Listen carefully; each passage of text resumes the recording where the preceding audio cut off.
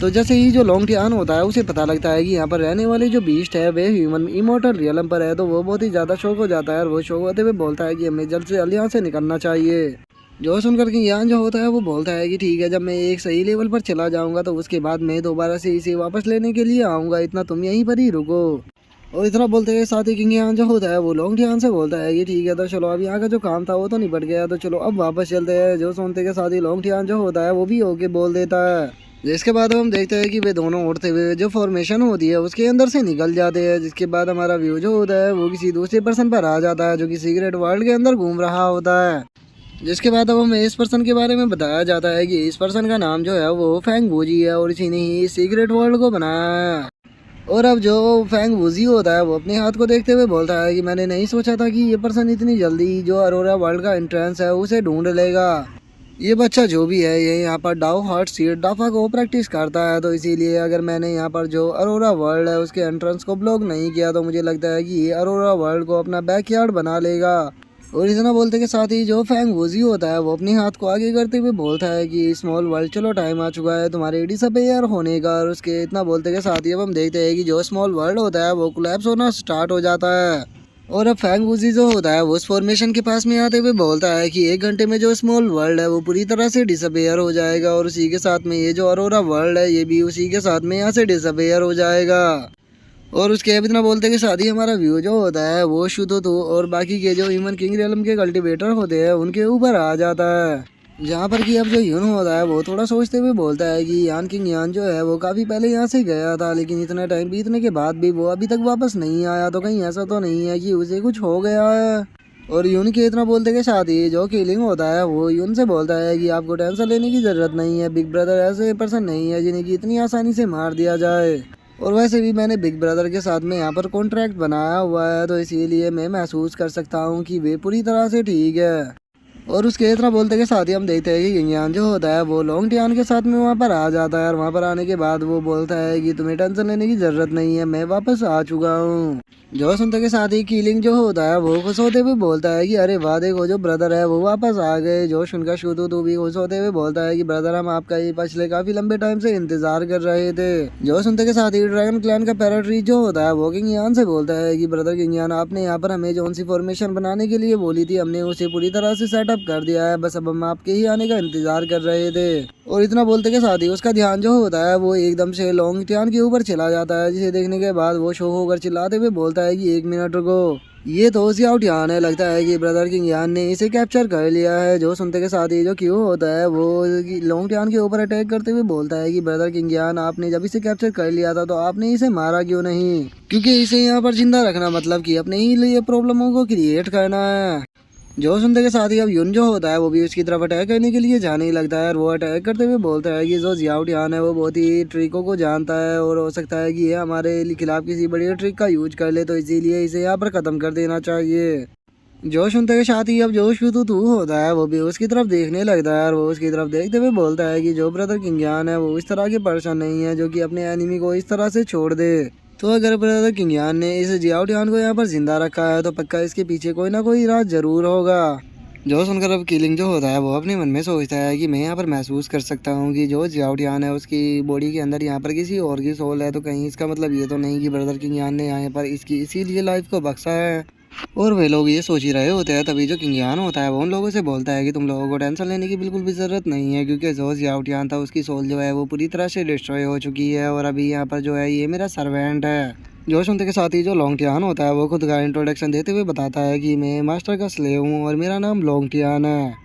जो सुनते के साथ ही अब जो तीनों ह्यूमन किंग रियलम के कल्टीवेटर होते हैं वे बहुत ही ज़्यादा शौक हो जाते हैं और जो यून होता है वो शौक होते हुए बोलता है कि क्या इसका कहने का मतलब ये है कि जो जियाओ टियान था वो पहले ही मर चुका है। जो सुनकर जो ड्रैगन क्लैन का पैराट्रीज होता है वो भी शौक होते हुए बोलता है कि इसके पीछे जो पर्सन खड़ा हुआ है वो ह्यूमन किंग रियलम का कल्टीवेटर है, लेकिन वो यहाँ पर किंगयान के सामने किसी चींटी से ज़्यादा कुछ भी नहीं समझ रहा। सच में यहाँ पर किंगयान के जो मेथड है वो तो हमारी सोच के भी पर है, हम तो कभी सोच भी नहीं सकते कि ह्यूमन किंग रियलम के कल्टीवेटर को हम अपना स्लेव बना पाएंगे। और अब उनके इतना बोलते के साथ ही किंगयान जो होता है वो उनसे बोलता है कि चलो अब टाइम आ चुका है बाकी ह्यूमन किंग रियलम के कल्टीवेटरों के साथ में डील करने का, तो इसीलिए मैं पूछना चाहता हूँ कि सीनियरों ने क्या उस एरे को यहाँ पर सेटअप कर दिया है जो कि मैंने उन्हें सेट करने के लिए बोला था। जो सुनते के साथ ही ड्रैगन क्लैन का पैराट्रीज जो होता है वो किंग यान से बोलता है कि हमारा एरे जो है वो पूरी तरह से तैयार है, बस उसे ओपन करने की देर है, आप जब चाहो उसे तब ओपन कर सकते हो। लेकिन मैं यहाँ पर आपसे एक क्वेश्चन पूछना चाहता हूँ। लेकिन मेरा यहाँ पर आपसे एक क्वेश्चन है कि आप कैसे जो पिकॉक क्लैन और जो डापेंग क्लैन के पैराट्रीज है उन्हें यहाँ पर लेकर आओगे।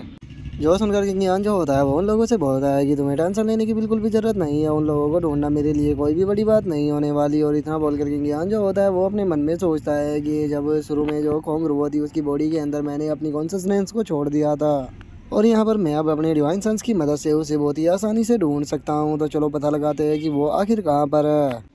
और इतना सोचकर अब किंग यान जो होता है वो उन लोगों को बताता है कि ये जो डापेंग क्लैन और जो पिकॉक क्लैन के पैराट्रीज है वे दोनों हमारे पीछे ही उड़ रहे हैं।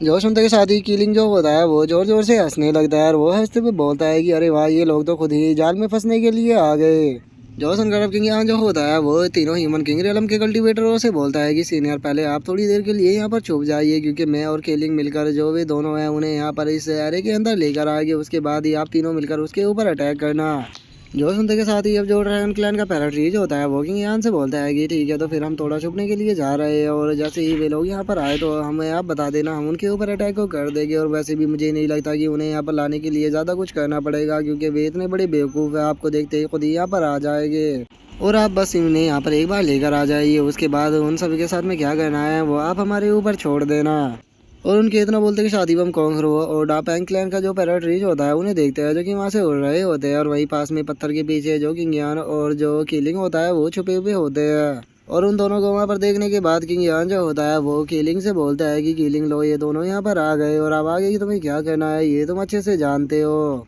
जो सुनते के साथ ही कीलिंग जो होता है वो हंसते हुए उन दोनों की तरफ जाने लगता है और वो जाते हुए बोलता है कि ब्रदर आप टेंशन मत लो, बस आप यहाँ पर बैठकर मेरी परफॉर्मेंस को देखो, आप काफ़ी ज़्यादा खुश हो जाओगे। और उसके इतना बोलते के साथ ही हम कॉन्गरो को देखते हैं जो कि डापेंग से बोलती है कि डापेंग चलो हमें थोड़ा और आगे निकलना होगा, क्योंकि हमें कुछ भी कर जो किंग यान है उसे ढूंढना है, उसके पास में मेरे पिकॉक क्लैन के सारे ट्रेजर है, तो अगर वो किसी दूसरे पर्सन के हाथ में लग गया तो वो उन सारे ट्रेजरों को ले लेगा, जो कि मैं बिल्कुल भी नहीं चाहती हूँ। मैं अपने सारे ट्रेजरों को वापस लेना चाहती हूँ। जो सुनकर डापेंग क्लैन का पैराट्रीज जो होता है वो कॉन्गरो से बोलता है कि आप भी जानती होगी ये जो स्मॉल वर्ल्ड है ये बहुत बड़ा है, मुझे समझ में नहीं आ रहा कि आखिर हम उस किंग यान को ढूंढे कहाँ पर। इसीलिए मेरे हिसाब से जो डीमन सीलिंग टैबलेट है हमें सबसे पहले उसे ढूंढना चाहिए, क्योंकि अगर डीमन सीलिंग टैबलेट किसी और के हाथ लग गया तो याद रखना कि जो तुम्हारे ट्रेजर है वो किसी भी काम के नहीं रहेगी। जॉसन का जो कॉन्गरुआ होती है वो उसे बोलती है कि चलो, तो अगर ऐसी बात है तो पहले हम जो डीमन सीलिंग टैबलेट है उसे ढूंढते हैं। और इतना बोलते के साथ ही अब जो कॉन्गरुआ होती है उसका ध्यान वहाँ पर जो किलिंग होता है उसके ऊपर जाता है, जिसे देखते के साथ ही वो शौक होते हुए बोलती है कि एक मिनट, ये तो किंग यान का फॉलोवर है ना, अगर ये यहाँ पर है तो इसका मतलब जो किंग यान है वो भी आसपास में ही होगा।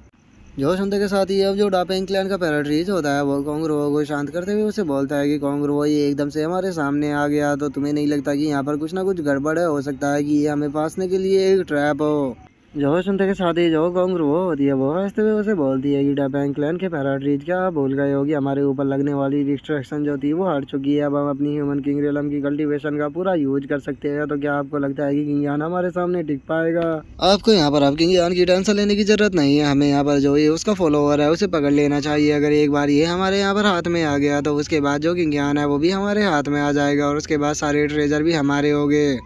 और उन ट्रेजरों में से मुझे केवल 30% ही ट्रेजर वापस चाहिए होंगे, बाकी के 70% ट्रेजरों को तुम अपने पास में रख सकते हो। जो सुनते के साथ ही डापेंग क्लैन का पैराट्रीज जो होता है वो भी काफ़ी खुश हो जाता है और वो खुश होते हुए बोलता है कि क्या तुम सच में मुझे 70% ट्रेजर देने के लिए तैयार हो? और इतना बोलकर डापेंग क्लैन का पैराट्रीज जो होता है वो अपने मन में सोचता है कि यहाँ पर डीमन सीलिंग टैबलेट को इतने कम टाइम में नहीं ढूंढा जा सकता, और अगर यहाँ पर किंग यान के ट्रेजरों की बात की जाए तो उसके पास में केवल पिकॉक क्लैन के ही ट्रेजर नहीं है, बल्कि यहाँ पर उसके पास में होंग फैमिली के भी ट्रेजर है, और इनमें से अगर मुझे 70% ट्रेजर मिल जाते हैं तो ये बहुत ही बड़ी बात होगी, तो इसीलिए मुझे इस तरह की अपॉर्चुनिटी को नहीं खोना चाहिए। और इतना सोचते के साथ ही अब जो डापेंग क्लैन का पैराट्रीज होता है वो चिल्लाते हुए बोलता है कि ठीक है, तो फिर मैं यहाँ पर तुम्हारे साथ में इसे पकड़ने के लिए तैयार हूँ। जो सुनते ही कॉन्गरो भी उसकी तरफ जाने लगती है,